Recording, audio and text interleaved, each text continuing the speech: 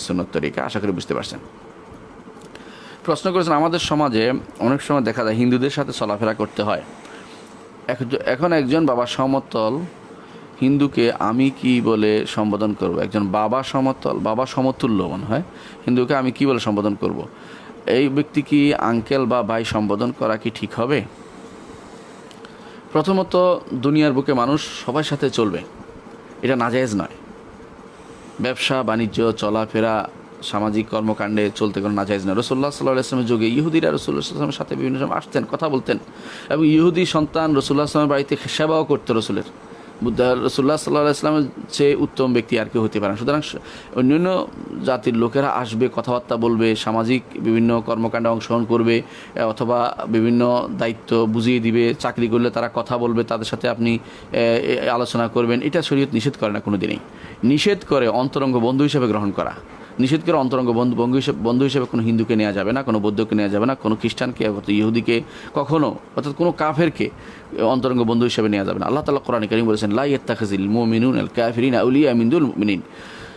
ইমানদাররা কখনো কাফেরদেরকে একান্ত বন্ধু হিসেবে নিতে পারবে না। সুতরাং বন্ধু হিসেবে না নিচ্ছেন, এখন তারপর সমাজে চলতেছেন, আপনার যাইতে হচ্ছে কোনো টাকা উঠাইতে, চাকরি করতে, পড়াইতে, কোনো কিছু করতে, আপনাকে অবশ্যই তাদের সাথে চলতে হচ্ছে। এটাকে শরীয়ত নিষেধ করে না। বরং এইটা ব্যবসা বাণিজ্যের ক্ষেত্রে তো আপনার এটা চলতেই হয়। অনেকে তারা ভালো ব্যবসা করে, আপনি তাদের সাথে একাত্র ব্যবসা করছেন, এটা তো নাজায়েজ নয়। কারণ ব্যবসার ভিতরে যদি কোনো সেই দিকে হালাল ব্যবসা করে, আপনি তার সাথে অংশগ্রহণ করলেন, অসুবিধা নেই। হিন্দু হালাল ব্যবসা করতে পারে, অনেকে মনে করে হিন্দু বুঝে হালাল ব্যবসা করবে না। আপনি তাকে বলবেন যে তুমি সুদ খেয়েও না, তুমি বেচা কিনা করো, তার হালাল হলো, নাজায়েজ হওয়ার কি আছে? হিন্দু ব্যবসা করতে পারে। রাসূলুল্লাহ সাল্লাল্লাহু আলাইহি ওয়াসাল্লামের যুগে সাহাবায়ে কেরাম ইহুদিদের সাথে ব্যবসা করতেন, এর নাজায়েজ কোনোদিন বলা হয়নি। আমাদের সমাজে অনেকেই, কেউ ইহুদির সাথে বসে দেখলে তার বিরুদ্ধে লেগে যায়, অনেকেই কোনো হিন্দুর সাথে বসে দেখলে তার বিরুদ্ধে লেগে যায়। এ কেন লেগেছে? তার তো এখানে প্রয়োজন থাকতেই পারে বসার। এটা কিন্তু এরকম নয়, অনেক সময় তাদের জন্য দাওয়াতের কাজও হতে পারে, তাদের সাথে বসে দাওয়াতও দিতে পারে। কিন্তু এই যে হিংসাত্মক কাজটা আমাদের জন্য যে একেবারে ঘৃণা করতেই হবে, সেটা হচ্ছে ওই সময় যদি কোনো যুদ্ধ হয়, যদি ওরা যদি কোনো আমাদের সাথে শত্রুতা পোষণ করতেই থাকে, তখন শুধুমাত্র, অর্থাৎ তারা যদি কোনো দেখেন যে তারা আপনার শত্রুতা করছে, তারা আপনার বিরুদ্ধে নামছে, তখন শুধুমাত্র তাদের সাথে আপনি সেরকম তাদেরকে সাইড দিবেন না, রাস্তার এক পাশ দিয়ে যেতে বাধ্য করবেন, এটা শরীয়ত বলেছে। এটা হলো যুদ্ধ জাতের। কিন্তু সাধারণ মানুষ যা, তাদের সাথে আচরণ করা যাবে না, তার স্বাভাবিক আচরণ করে যেতে হবে।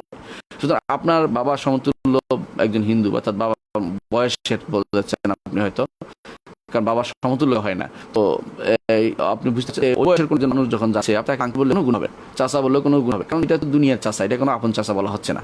অনুরূপভাবে আপনি যদি কোনো তাকে বলেন যে অমুক ভাই নাম হিসেবে বলেন, সেটা দিনী ভাই হিসেবে বললেন না, দুনিয়ার ভাই হিসেবে বলতে পারবেন। দুনিয়ার ভাইতে নাজায়েজ কিছু নেই, কারণ আল্লাহ তাআলা কোরআনে কারিমে কাফেরদের, নবীদেরকে অমুকের ভাই বলেছেন, কাফেরদের ভাই বলেছেন, ওয়াজকুর আখা আদিন বলেছেন, আনদারা কাওমান বিল আহকাফ, এরকমভাবে তাদের গোত্রীয় ভাই, বংশীয় ভাই, অথবা তাদের দেশের ভাই, অথবা তাদের এরকম ভাই মানুষের কত রকমই হয়, সেইগুলি উদ্দেশ্য থাকতে পারে। যে অন্তরঙ্গ ভাই হিসেবে তাকে ডাকা যাবে না, মুসলিম ভাই হিসেবে তাকে ডাকা যাবে না, মুসলিমদের এই ডাকা যাবে না। তবে আপনি যেভাবে বলছেন সেভাবে তাদের অন্তরে আঘাত না দিয়ে, তাদেরকে যদি কোনো আপনি আকৃষ্ট করতে পারেন দিনের দিকে সম্বোধনের মাধ্যমে, এই জাতীয় যে আমার বংশের মধ্যে, অথবা আমার বাবার বয়সী হিসেবে এই তাকে আমি চাচার মতো চাচা ডাকি, নাজায়েজ হবে না, এটাতে গুনাহ হবে না। অনুরূপভাবে আপনি হয়তো আপনার বয়সের কাউকে আপনি ভাই হিসেবে ডাকলেন, এটা মুসলিম ভাই হিসেবে মনে থাকতে পারবে না যে এটা হচ্ছে এই জন্য যে এই বয়সে মানুষকে ডাকার জন্য এর চেয়ে উত্তম কোনো শব্দ নেই, তাহলে আপনি অবশ্যই তাকে ভাই হিসেবে বলতে পারবেন, কোনো সমস্যা নেই। তবে অন্তরে থাকতে হবে এটাই যে সে আমার মুসলিম, যে ভাই যে ভাইয়ের হক পায় সেটা সে পাবে না।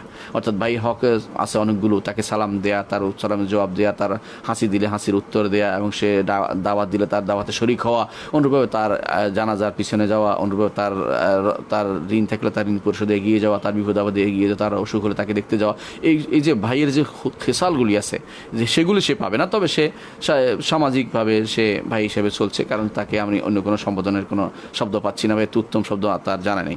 আর যদি নাম জানা থাকে, তাহলে যে দেশে নাম ধরে ডাকাটা দোষণীয় না, নাম ধরে ডাকবেন, অথবা অমুক ভাই বলবেন, যাতে করে তার নামের সাথে সম্পৃক্ত মুসলিম ভাই হিসেবে সম্পৃক্ত না হয়, মুসলিম ভাই হিসেবে গ্রহণ করা না হয়। আশা করি বিষয়টি বুঝতে পারছেন।